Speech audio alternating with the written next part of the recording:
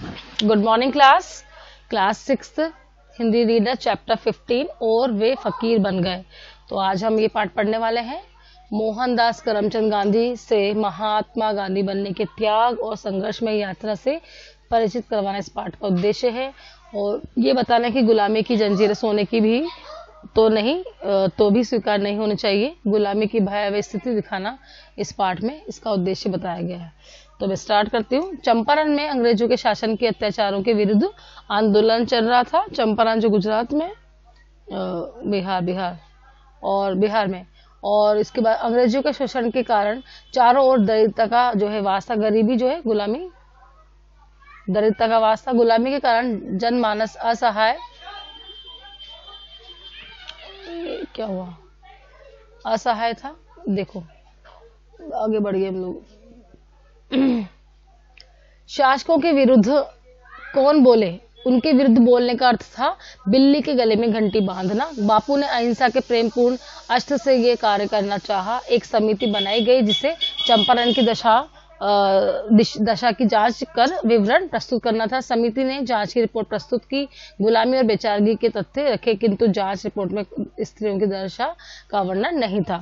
गांधी जी अवाक थे, मतलब कि भौचक्के थे कि ये कैसी जांच है, ये कैसी रिपोर्ट है। उन्होंने पूछा इस रिपोर्ट में स्त्रियों की दशा का वर्णन क्यों नहीं है। समिति ने कहा स्त्रियां भयभीत हैं, डरी हुई हैं, शर्मीली हैं, समिति के सामने आने को तैयार ही नहीं है। गांधी जी गंभीर हो गए, सीरियस हो गए। उन्होंने पास बेटी कस्तूरबा और अवंतिका बाई गोखले से कहा, जाओ घरों में जाकर पता लगाओ क्या है दशा स्त्रियों की, क्यों है भयभीत हमारी माताएं बहनें, उनकी दशा और दिशा जाने बिना कैसे काम चलाया जा सकता है। देखो यहाँ पे ये कस्तूरबा जो घरों में आके और उनकी सारी शिष्याएं आके उनको सीख दे रहे हैं। माता कस्तूरबा और अवंतिका बाई गोखले चल दी चंपारण क्षेत्र में। गर्मी की दोपहरी में दोनों चंपारण के गांव की सड़कों गलियों में भटक रही थी। लुके थपेड़ों तो थे ही, धूल और मिट्टी से भी उनका श्रृंगार कर रहे थे कि जो धूल मिट्टी और गर्मी सब उनको जो है सहन करके वो गांव में हर गली गली में महिलाओं से संपर्क कर रही थी। उन्होंने देखा सारे चंपारण में भय का वातावरण है, महिलाएं डरी हुई हैं, राजसत्ता का भय है, फिर गुलाम तो आपके मालिक से डरता ही है। माता कस्तूरबा को प्यास लगी थी, पानी चाहिए था, पर वे जिस द्वार पर जाती थी द्वार बंद मिलता, यानी घर का दरवाजा बंद मिलता। वे जिस दरवाजे को खटखटाती और वह जोर से बंद कर लिया जाता। गुलामी में बंधा जनमानस भयभीत हो, यह स्वाभाविक है, किंतु लोगों में साहस भरा जा रहा था। उनकी आत्मा को आवाज दी जा रही थी। वे जाग रहे थे। हजारों किसान सत्ता के शोषण के विरुद्ध एकत्र होते, नारे लगाते, अपनी बात कहने लगे थे, किंतु फिर भी महिलाएं डरी हुई थी, किसी से क्यों नहीं मिलना चाहती थी। यही एक रहस्य था और इसी का पर्दा उठाने के लिए घूम रही थी माता कस्तूरबा। तो हमने जब तक देखा कि यहाँ पे जो गांधी जी और माता कस्तूरबा जो है किस तरह उन महिलाओं को जो है डरी सहमी का उनका पता लगा रही, क्यों ये डरी हुई हैं। वे भटकते भटकते थक गई थी, प्यास बढ़ती जा रही थी, दरवाजे बंद थे, क्या करें वे। आखिर एक द्वार के सामने दोनों रुकी। कस्तूरबा ने द्वार खटखटाया, खटखटाकर आवाज दी, बहन बहुत प्यास लगी, पानी नहीं पिलाओगी।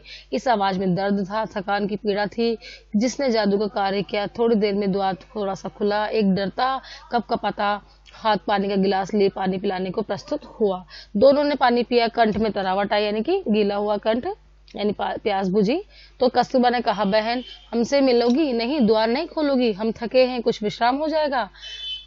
कस्तूरबा ने ये देख कहते हुए थोड़ा सा द्वार पर दबाव दिया। द्वार खुल गया। वे मकान में प्रवेश कर गई। अंदर मौजूद महिला घबरा गई। उसने जल्दी से द्वार बंद कर दिया। माता कस्तूरबा ने देखा वहां एक नहीं दो महिलाएं, दोनों लगभग वस्त्रहीन। माता कस्तूरबा और अवंतिका बाई गोखले का सर चकरा गया कि इनके पास कपड़े ही नहीं है।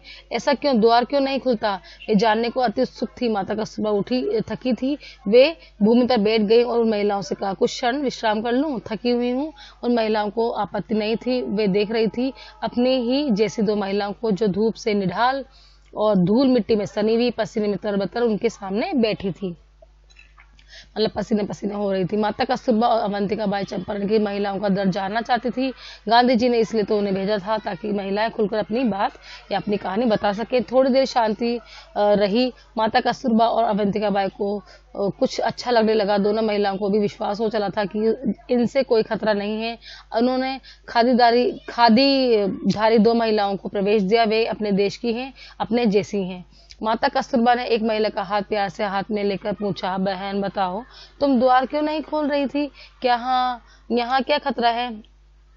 तो वही महिला रो दी और बहन का संबोधन तो अपना, जैसे उसे लगा जैसे अपनापन, बहन बोलते ही उसे अपनापन नजर आया, पर वह क्या बताया, धीरे से बोली, आप देख रही हो हमारे शरीर पर पर्याप्त कपड़े भी नहीं हैं, हम इस अवस्था में द्वार कैसे खोलते, कैसे आते द्वार के बाहर, मतलब गेट के बाहर हम कैसे, हमने तो कपड़े भी ठीक से पहने नहीं है, हमारे पास उस कपड़े भी नहीं है।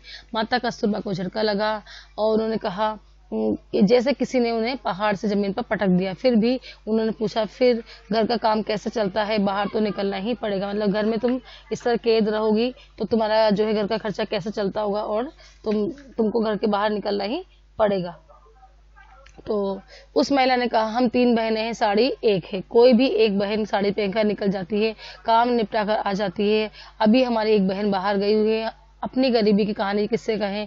कहते कहते दोनों रोने लगी। माता कस्तूरबा बेचैन हो गई, ये गरीबी नहीं कंगाली है, वे बेबस हो गई, क्या कहें इन बहनों को, कैसे सांत्वना दें, कैसे रोके उनके आंसू। माता कस्तूरबा और अवंतिका बाई की आंखों से जो झरझर आंसू बहने लगे, कौन किसके आंसू पहुंचे। माता कस्तूरबा अवंतिका बाई उठी, वे थकी थकी थी, उन्हें कुछ समझ नहीं आ रहा था। चंपारण की कंगाली का रुदन यानी रोते हुए वे देख चुकी थी, चावल का एक कण देखा जाता है कि वे पके हैं या नहीं।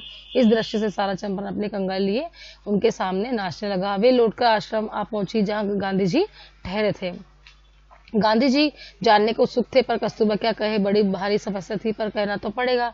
माता कस्तूरबा ने आंसू बहाते हुए बंद दरवाजों में छिपे रहस्य की कथा, सारी कथा जो है कह डाली। और गांधी जी ने सुना तो सुनने रह गए और सन्न रह गए, एकदम भौचक्के रह गए कि क्या है ये। उन्हें इतनी भीषण कंगाली की कल्पना न थी। उन्हें लगा सारा देश इस कंगाली में से बेबस है, गरीब के पास शरीर ढकने के वस्त्र तक भी नहीं है, ये कैसी इलाज बचाए। देश को गुलामी ने चूस डाला है, पर इलाज क्या है। तो गांधी जी विचार मग्न थे। आसपास बैठे चंपारण का कार्यकर्ता हतप्रभ था। वे जानते थे कि वास्तविकता यही है कि फिर गांधी जी ने आंखें खोली, उन महिलाओं के वस्त्र और साड़ियों की व्यवस्था की। कस्तूरबा और अवंतिका देवी से कहा, उन्हें ये वस्त्र अभी दे दो, फिर देखेंगे क्या करना है। माता कस्तूरबा अवंतिका देवी चल दी पुनः उसी द्वार पर। इस बार द्वार आसानी से खुला, अपनत्व की प्रेम भरी हवा पहुंच चुकी थी।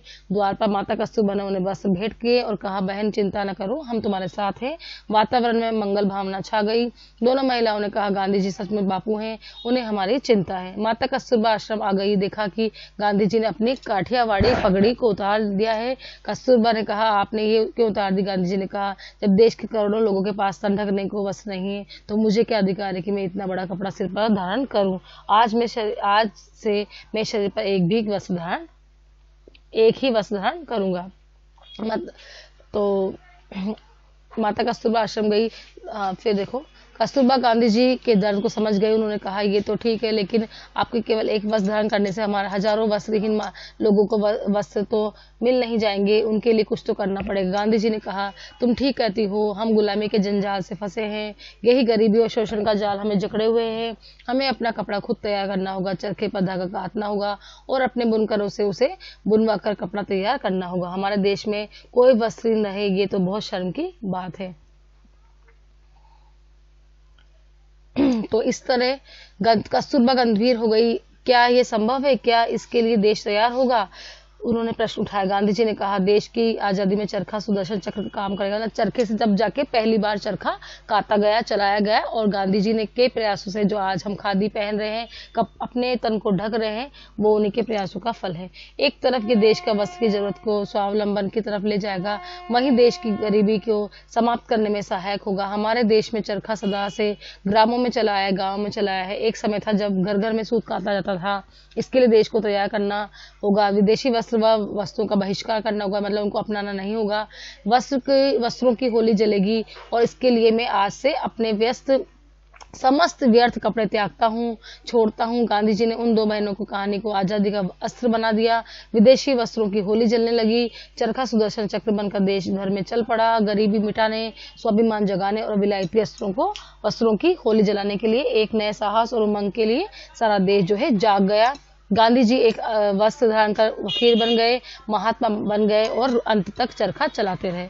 उनके चरखे ने भारतीय मानस में जान डाल दी। गांवों और शहरों में बुनकरों के चरखे रोजगार का सृजन करने लगे, रोजगार का काम मिल गया उन लोगों को, जो चरखे चलाकर सूत काट रहे हैं और कपड़ा बना रहे हैं। अपने ही देश का स्वदेशी कपड़ा है।